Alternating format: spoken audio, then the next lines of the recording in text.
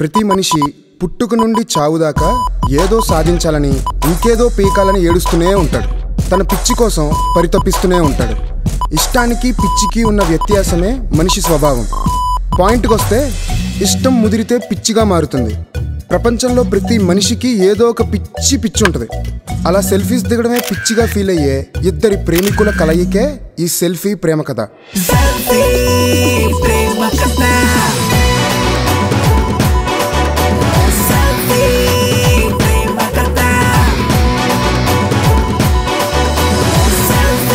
నీ అయ్యా ఇంతకీ రిలీజ్ ఎప్పుడురా?